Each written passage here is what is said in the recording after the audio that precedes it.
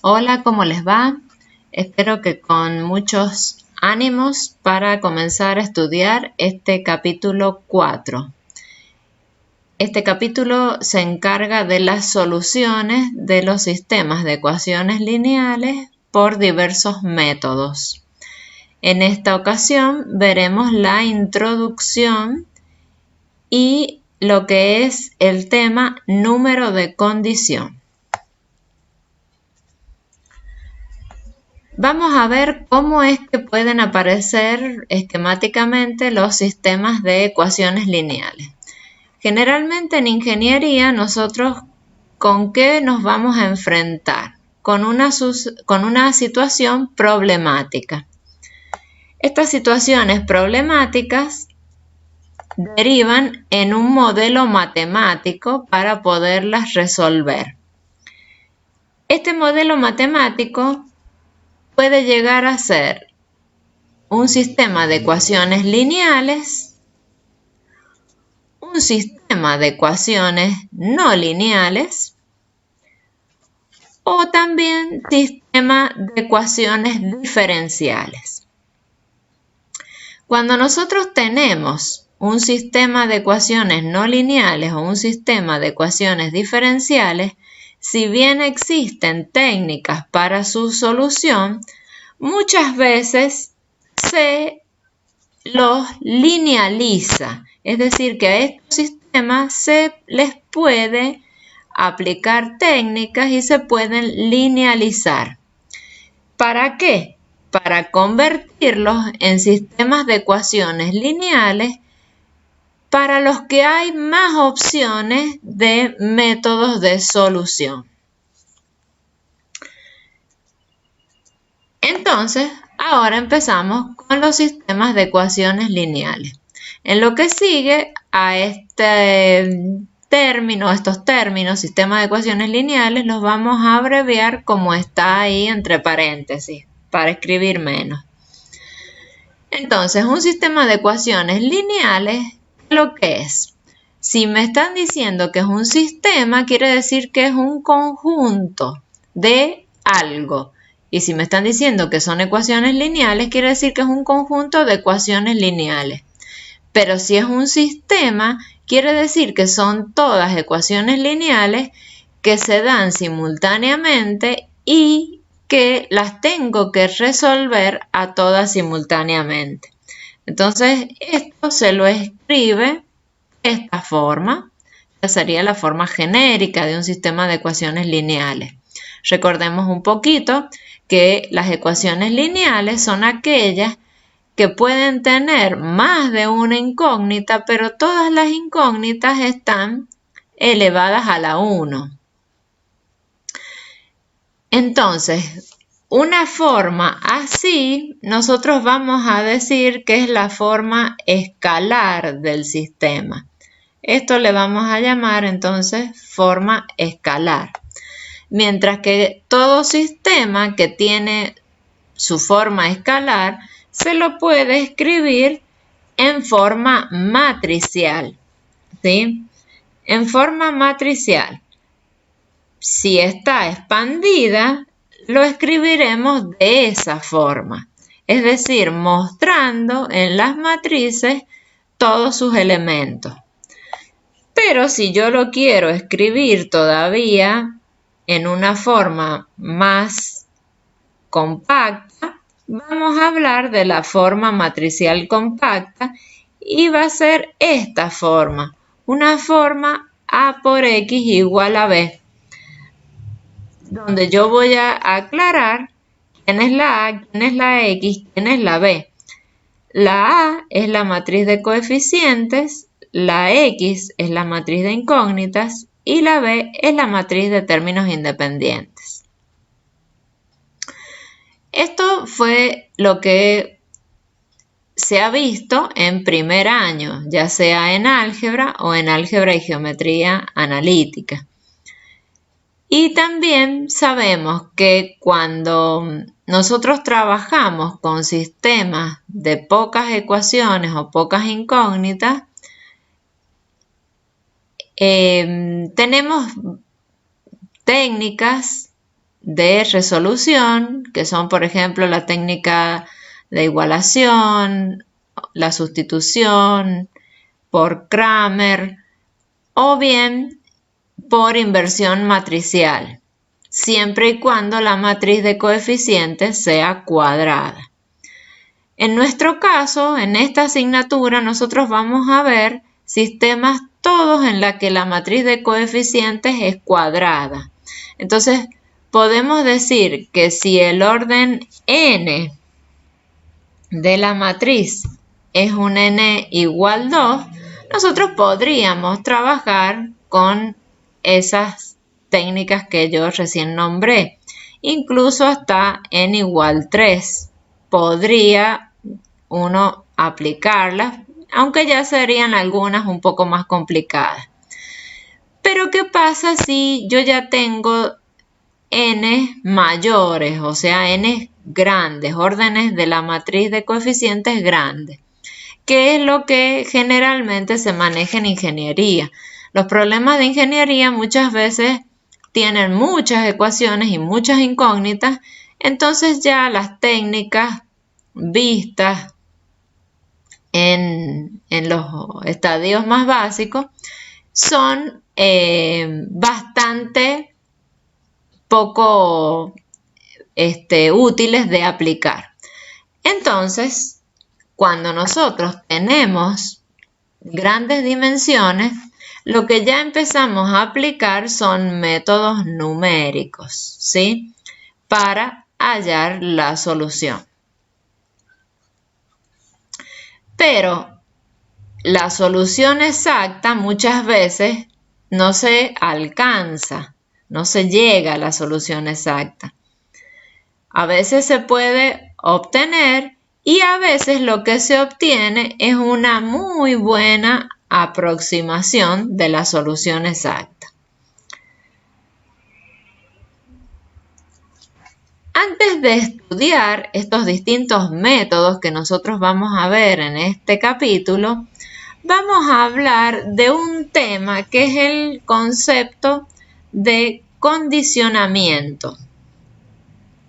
Este tema para los alumnos de mecánica fue un tema que en primer año se estaba en el apunte, pero no se veía con profundidad. Entonces nosotros ahora lo vamos a retomar y vamos a entender un poquito más. Este tema del condicionamiento es el que nos da la sensibilidad de la solución exacta del sistema con respecto a pequeñas variaciones en los valores que lo conforman, dice. Vamos a ver de qué se trata esto. Entonces, para ver este tema, nosotros vamos a recordar algunos conceptos antes. Entonces, un concepto que vamos a recordar es el teorema de inversión matricial. El teorema de inversión matricial me decía que si yo tengo un sistema de ecuaciones lineales en el que la A es cuadrada e inversible, entonces la solución X, ¿cómo se encuentra? Encontrando la inversa de A y multiplicándola por B, o sea, por los términos independientes. Muy bien, ese es un término, o sea, ese es un concepto básico que vamos a emplear para mostrar un ejemplo. Y otro concepto básico que se va a necesitar es el concepto de normas matriciales. Generalmente en primer año se ven normas de vectores, o sea, en álgebra o en álgebra y geometría se ven generalmente normas de vectores, pero no así las normas matriciales. Entonces, nosotros sabíamos que normas de vectores existía la norma 1, la norma 2 o euclidia y la norma infinito. Para las matrices también tenemos las equivalentes a estas normas. Además, hay muchas normas más. O sea, las que vamos a ver ahora son algunas, son las más frecuentes, pero hay muchas formas de definir normas de matrices. Entonces, las más frecuentes que vamos a emplear son la norma 1 de matrices, que ahora tiene esa cara, la norma infinito, que tiene esa cara, y esta norma, que a esta norma se le llama la norma euclídea,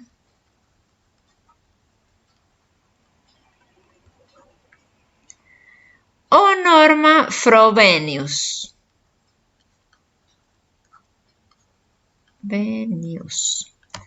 Que esta fue la persona con la que se comenzó a dar a conocer esa norma. ¿Por qué se la llama norma euclídea? Porque esta norma también se la puede ver a la norma Frobenius, también se la puede ver como la raíz del producto de A traspuesta por A. Si estamos en una A que es de elementos todos reales, o esta A también se puede reemplazar por la A estrella, que es la traspuesta conjugada si estamos hablando de matrices complejas, ¿sí? Pero, ¿qué pasa? Si yo me quedo con esta forma, recordemos que esta forma, matriz traspuesta por matriz sin transponer, era la forma del producto euclídeo. Entonces esto que está acá es como si fuese el producto euclídeo de una matriz por sí misma. Entonces, quiere decir que es la raíz cuadrada del producto euclídeo, con la misma lógica que en vectores se habló de la norma 2, ¿sí? Y no le vamos a poner subíndice porque se la suele dejar así sin subíndice, como si esta fuera la norma estándar, digamos. Mientras que a veces se le puede poner norma 2, pero hay dos definiciones de norma 2, ¿sí? Entonces, para no caer en ambigüedades, directamente la vamos a dejar así, o sin subíndice o con el subíndice F, que es el que indica que es la norma Frobenius. Hay un apéndice que se ha cargado en el aula virtual, y en el apéndice está más explicado esto de las normas. Nosotros al final del video vamos a retomar un poquito, pero en el apéndice está todo el resto. Entonces, ¿para qué vamos a tener estas normas? Porque este condicionamiento que nosotros vamos a hacer de un sistema está basado en normas matriciales. Entonces, por otro lado, vamos a ver que un sistema A por X igual B, donde A es inversible, es decir, que es cuadrada y se puede obtener su inversa, el sistema es mal condicionado o está mal condicionado o es inestable si ante pequeñas variaciones de A o variaciones de B, la solución varía mucho. Vamos a ver eso de qué se trata.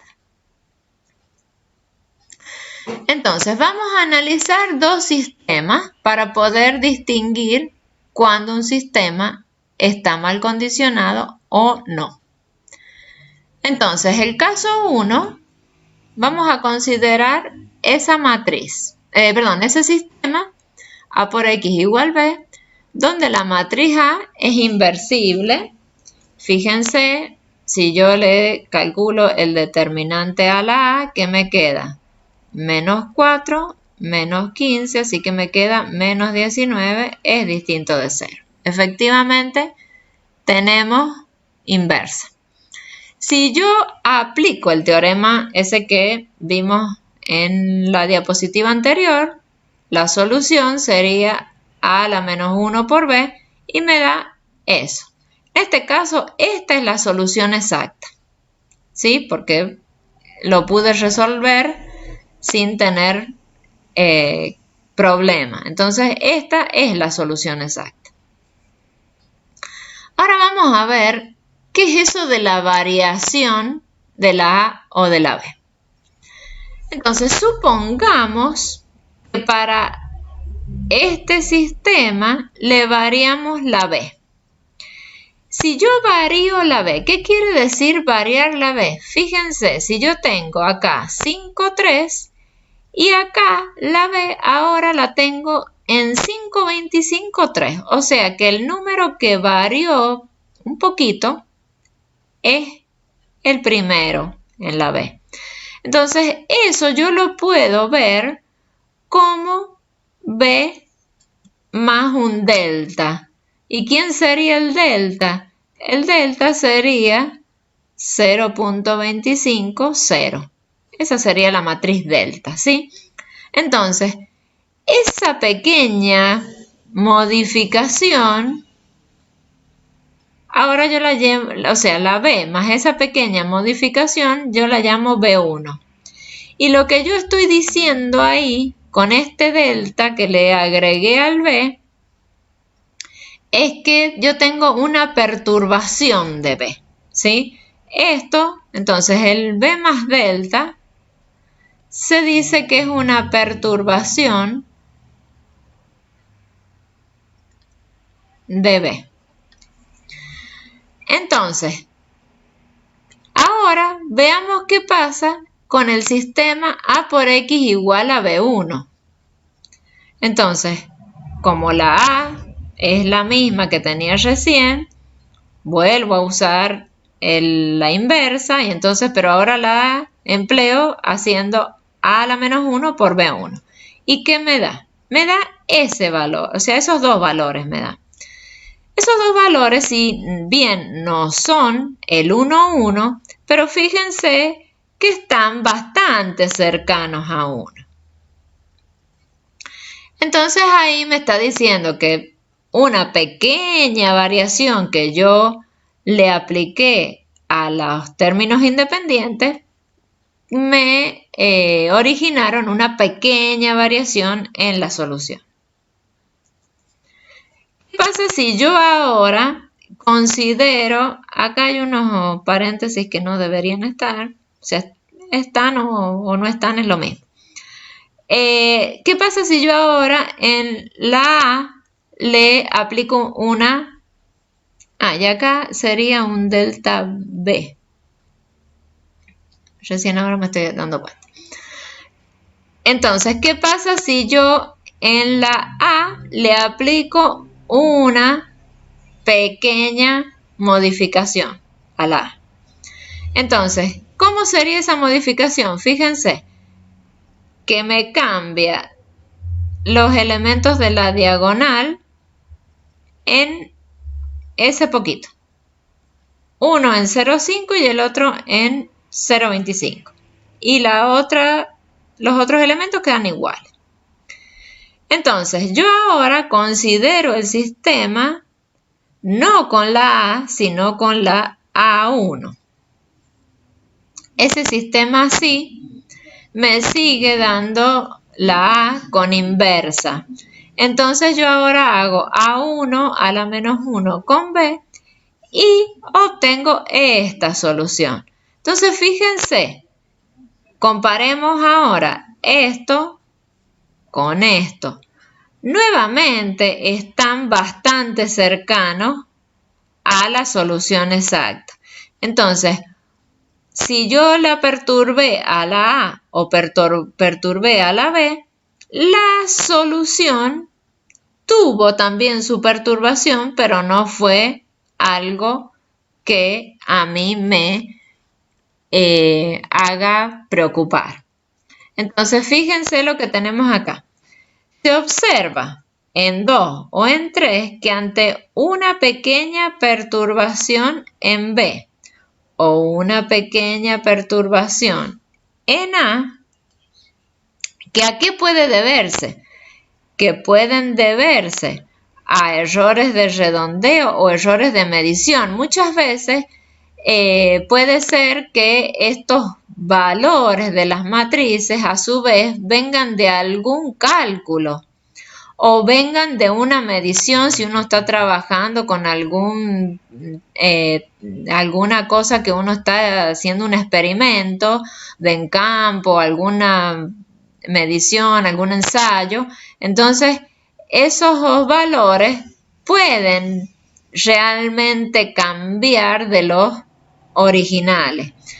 Pero yo lo que veo es que como la solución en ambas situaciones no cambió tanto con respecto a la original, entonces yo veo que esos errores que se pueden haber cometido no alteran gravemente la solución.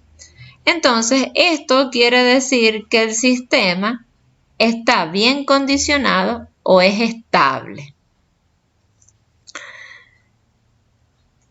Vamos a mostrar ahora el caso 2, el caso no estable. Vamos a ver para que ustedes puedan vislumbrar la situación. Entonces, supongamos que ahora yo tengo un sistema A por X igual B, donde la A es esa matriz. Si yo le saco ahora el determinante a la A, el determinante de esa A es menos 0,5. ¿Es distinto de 0? Sí. Vamos a tener inversa. Y cuando yo aplico la inversa por B, la solución exacta me da eso. ¿Qué pasa si yo ahora agrego a la B un delta B? O sea, hago la perturbación. Y fíjense cuál va a ser la perturbación. En lugar de 5, yo ahora pongo 4,85. Y el 10,25 lo dejo como está. Entonces ahora considero el sistema A por X igual a B1. Entonces, el X1 ahora va a ser A a la menos 1 por B1. Y fíjense lo que me dio. Esos dos valores, con respecto a estos, tienen mucha diferencia. Porque no está, como en el caso recién, la solución en un menos 26,0 algo, o 19,0 algo, o 18,97, algo que hubiese estado muy cercano a esto. Ya con estas diferencias que se ve aquí, yo ya estoy diciendo, atención, hay mucha diferencia, ¿sí? Veamos qué pasa si yo perturbo la A. Si yo ahora en lugar de la A tengo A1, A más delta A, y fíjense, en lugar de 2 pongo 2,5. Es la única que varía. Y ahora considero el sistema A1 por X igual B. A1 sigue teniendo inversa cuando yo aplico A1 a la menos 1 por B. Fíjense qué valores dio. Entonces, estos valores están pero muy lejos ya de estos que eran la exacta. Entonces, aquí más variación todavía. Más variación con respecto a la solución. Entonces, eso a las claras me está diciendo que yo, si me llego a equivocar, si yo tengo un pequeño error de redondeo o de medición, que serían las perturbaciones en A o las perturbaciones en B, ¿qué pasa? Si se me altera y gravemente la solución. ¿Esto qué me quiere decir? Que ahí el sistema es mal condicionado y es muy inestable. Es decir, que si yo no tengo la certeza de que estoy tomando bien los datos, no voy a poder confiar en las soluciones obtenidas. Entonces yo puedo llegar a estar trabajando en vano porque eso no me da ninguna idea clara de la verdadera solución. Y fíjense, algo que ya nos va marcando un poco es estos valores que nosotros tuvimos. Acá, este valor que nosotros tuvimos en el determinante, si bien es distinto de 0, podemos decir que está cercano a 0, mientras que este valor está muy lejano ya a 0. Entonces, cuando nosotros vamos a tener estas soluciones, además de que ya las vamos a ver cómo se analiza más eficientemente, pero una idea también que ya de entrada podemos ver es el hecho de que el determinante es casi, o sea, es cercano a 0. ¿Qué quiere decir que yo tengo un determinante cercano a 0 o determinante 0? Eso quiere decir que hay multiplicidad entre los valores de las filas o de las columnas, es decir, que nos estamos acercando a tener ecuaciones múltiplos unas de otras o combinaciones lineales unas de otras.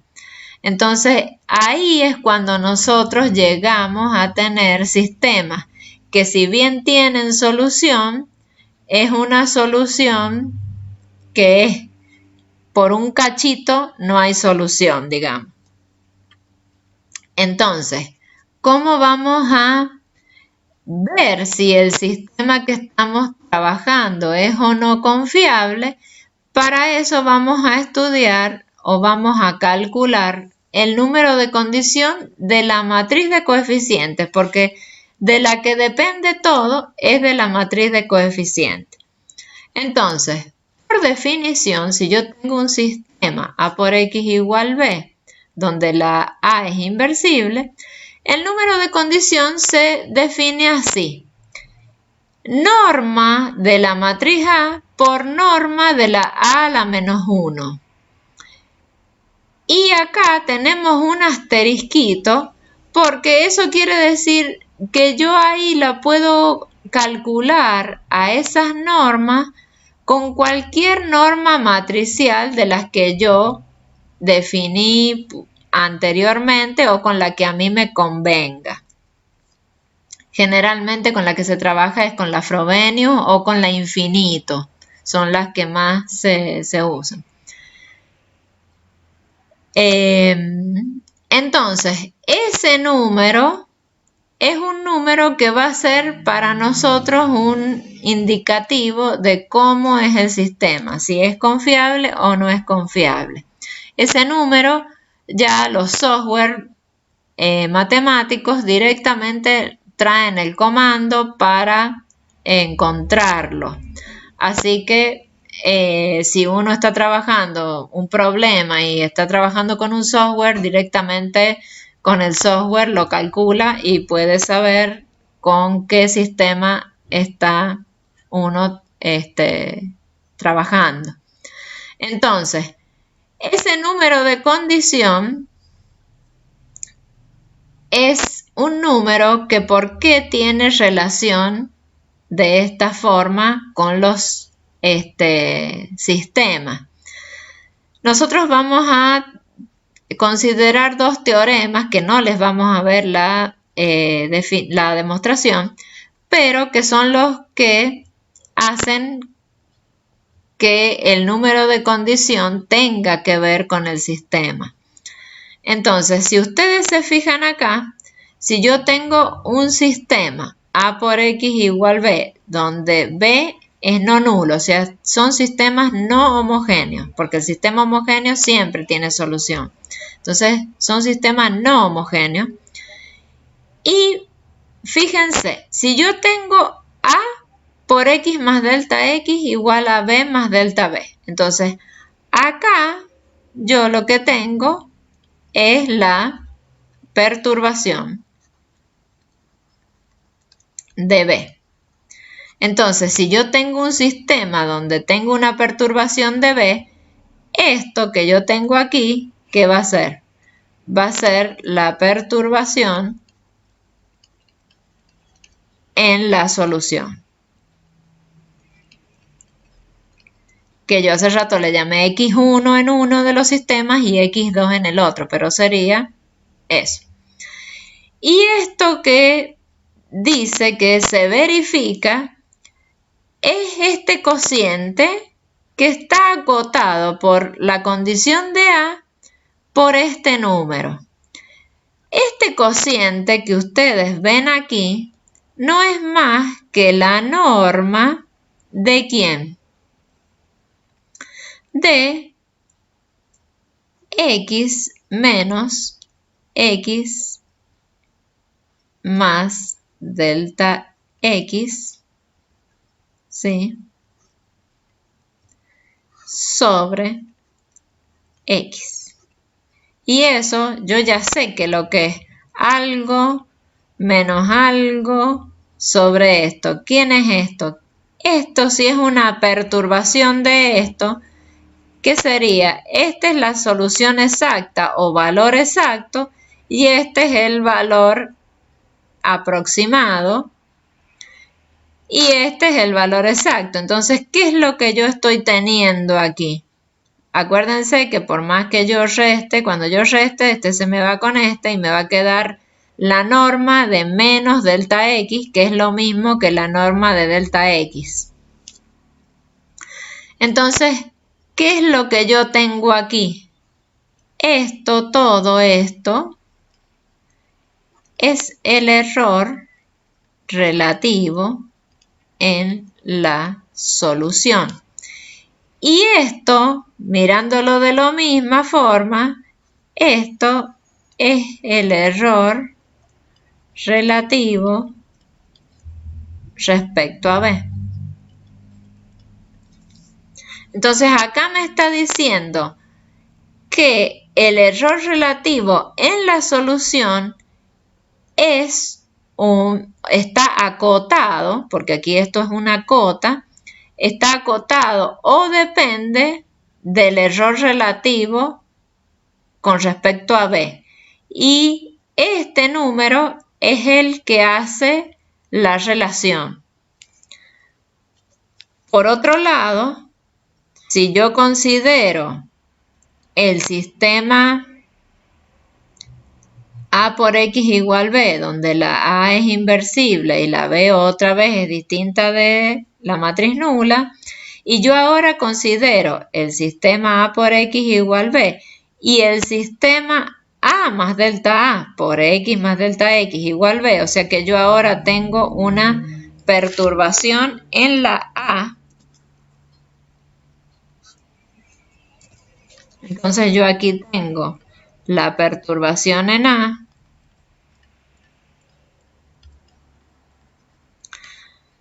Esto lo vuelvo a mirar ahora, mirándolo como X más delta X menos X sobre X más delta X. Esto se trabaja similar, nada más que ahora han puesto esto al revés acá, digamos. Esto vuelve a ser un error relativo en la solución. Nuevamente, esto es error relativo en la solución y esto es el error relativo respecto a. Y entonces, ¿qué va a pasar? Nuevamente, el error relativo en la solución vuelve a quedar dependiendo del error relativo, pero ahora de A. Entonces, ¿Y quién es el que hace esa relación? Justamente otra vez el número condición de A. Entonces, ¿qué me quiere decir? Esto me quiere decir que cuanto mayor sea el número de condición, peor será el condicionamiento del sistema. ¿Por qué? Porque está compara el error relativo en la solución con respecto al error relativo en A o en B. Entonces, si el número A es un número muy grande, quiere decir que todo este número se está haciendo grande. Entonces quiere decir que este error puede agrandarse mientras sea más chico o igual que esto. Lo mismo que acá.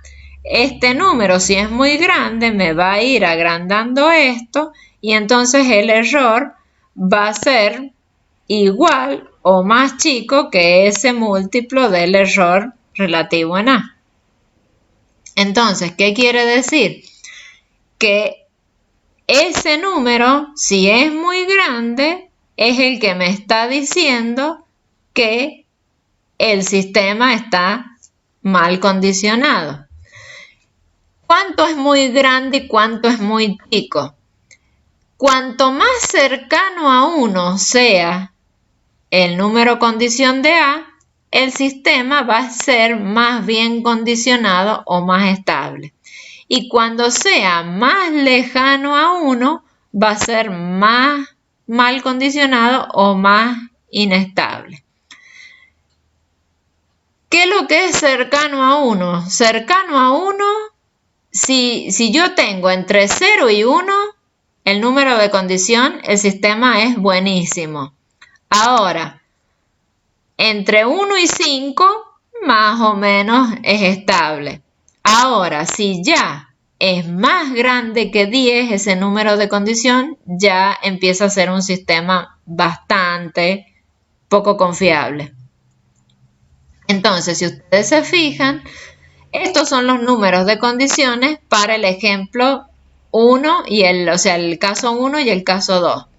En el caso 1 nos dio ese valor que está entre 1 y 5. O sea que vendríamos a decir, o entre 0 y 5, que vendríamos a decir que es bastante confiable. Mientras que en el caso 2, fíjense el número que nos dio, más grande que 346. O sea que ya está mucho más lejano que 1. Entonces, por eso la inestabilidad. Siempre ante malas situaciones, uno puede tratar de mejorar las cosas. Entonces, ¿cómo sería una estrategia para emplear ante un mal condicionamiento? Una estrategia sería, por ejemplo, emplear una matriz P, que le vamos a llamar P, para multiplicar la A. Entonces, esa matriz P, si yo la multiplico por la A, yo lo que quisiera es que el número de condición de P por A sea cercano a 1. Entonces, si yo trabajo este sistema y multiplico al sistema acá por P, para hacer P por A, entonces también tengo que multiplicar por P acá, adelante de la B. Entonces me queda así. Entonces, P por A, el número óptimo es cuando la P es la A a la menos 1. Pero, siempre y cuando, ¿qué pasa? Si yo hago A a la menos 1 es aplicar el teorema de inversión matricial. O sea, si yo hago P igual a la menos 1, directamente estoy usando el teorema de inversión matricial y por eso siempre hay solución, porque fíjense, el número de condición me da la condición de la identidad y me da 1. Por eso siempre hay solución y no hay problema. Pero, generalmente, ¿qué es lo que se hace? Se busca una P próxima a la inversa que sea fácilmente calculable, porque tampoco no es cuestión de andar haciendo malabares. Entonces, con una P próxima a la inversa, haciendo esta jugada, las cosas mejorarían. Y entonces, si yo tengo un sistema inestable o poco confiable, lo vuelvo un poco más confiable si yo logro bajar la condición de la matriz de coeficientes. ¿Qué es lo que tenemos acá? Acá dice que afortunadamente en la mayoría o en la gran mayoría de los sistemas que se presentan en los problemas de ingeniería siempre están bien condicionados, pero eso de la gran mayoría no me está garantizando a mí que siempre van a ser los sistemas bien condicionados. Entonces, yo puedo tener una excepción a la regla y me encuentro con un sistema mal condicionado y entonces tengo que saber qué es lo que puedo hacer. Entonces, ¿qué es lo que puedo hacer? Puedo aplicar la estrategia esta que está acá.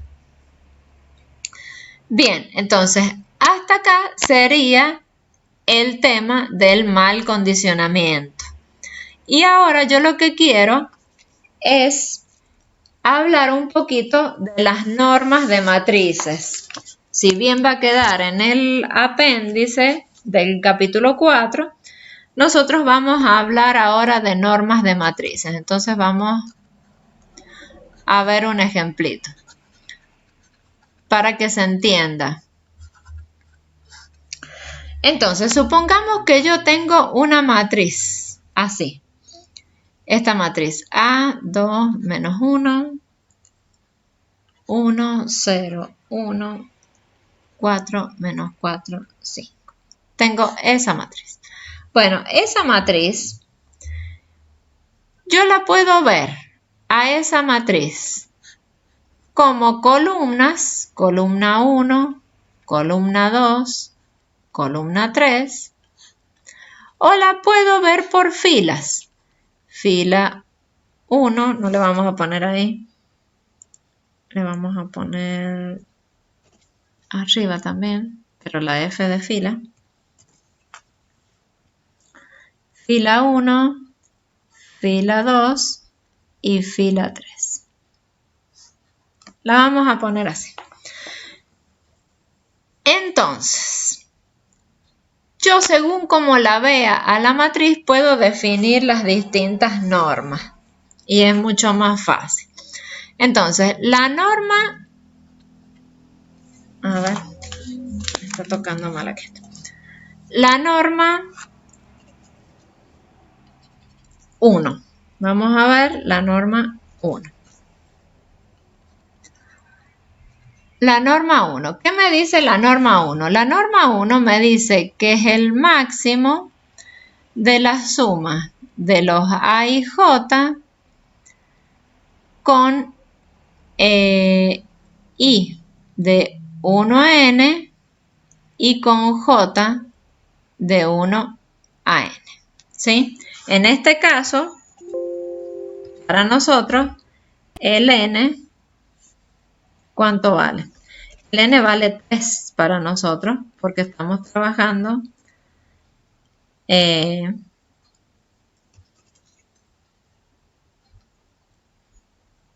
ahí, con una matriz de orden 3.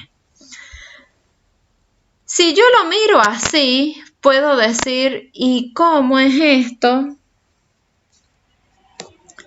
Que no entiendo esta suma, no entiendo qué es lo que me está diciendo. Entonces, fíjense, vamos a decir que cada una de estas sumas, ¿sí? Es que es la norma 1 de las columnas. Entonces yo lo voy a simplificar y voy a decir que es el máximo con J de 1 a 3 del conjuntito formado por la norma 1 del C1, la norma 2 del C2 y la norma 1 del C2 y la norma 1 norma. del C3. Norma 1. Y entonces, ¿quién es la norma 1? Esta es la C1. La norma 1, recordemos que mirando las normas de los vectores, si esto es un vector o una matriz de n por 1, era la suma de los elementos en valor absoluto. O sea que esto va a ser el máximo de 4 más 1. Más 1 me queda 6. Esto en valor absoluto, así que me queda 4 más 2, vuelve a ser 6. Y esto en valor absoluto, así que 5 más 1, 6, más 1, 7. Entonces el máximo es 7. Entonces esa sería la norma 1 de A. La norma infinito del A ahora me dice que era el máximo sobre I con I de 1 a 3 y la suma de los A y J, y acá es con J de 1 a 3. ¿Qué me está diciendo esto? Esto que yo tengo aquí es ahora sumar así. O sea que yo, ¿qué es lo que estoy teniendo? Estoy teniendo el máximo ¿de qué? De las normas de las filas.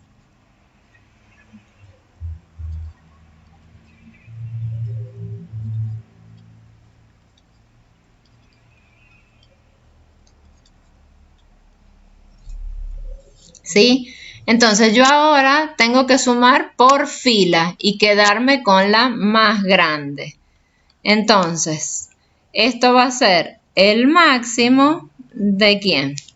Sumo por fila 2 más 1, 3, o sea, 1 más 2, 3, más 1 en valor absoluto sería 4. 1 más 0 más 1 sería 2. Y ahora acá, esto 4 más 4, 8, más 5, 13. O sea que esto me queda 13. Esa sería la norma infinito. Y la norma Frobenius me dice que es la suma sobre I de 1 a n, en este caso 3. Bueno, no va a borrar.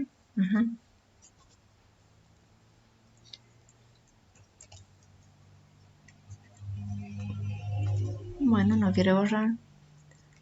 3. La suma con J de 1 a 3 de los valores absolutos al cuadrado y todo esto a la 1/2. ¿Qué me está diciendo ahí? Así como era antes la norma 2 o la Euclidia, acuérdense que esta es la Euclidia. ¿Qué es lo que era la Euclidia, la norma Euclidia de un vector? Era la suma de todos los elementos al cuadrado. Que aquí no hace falta ponerle valor absoluto porque son elementos al cuadrado. Bien, entonces, acá vamos a hacer lo mismo. Entonces vamos a sumar todos los elementos al cuadrado directamente y le vamos a sacar la raíz. Entonces va a ser el 1 más 2 más 1 más 1 más 1 más 16 más 16 más 25 y todo eso raíz. Y eso da la raíz de 65. Y eso, acordarse que es también la traza de A traspuesta por A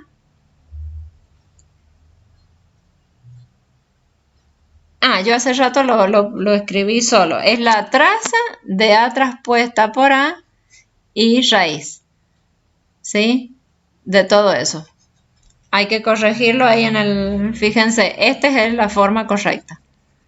Hace rato yo en las diapositivas anteriores, forma correcta.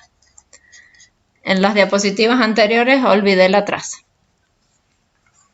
Bueno, entonces, estas son las normas, así se calculan y hay que saberlas calcular porque van a hacer falta calcular normas de matrices para los métodos que vamos a ver. Bueno, lamento que haya sido tan largo, hasta aquí llegamos con el video. Nos vemos en el próximo video.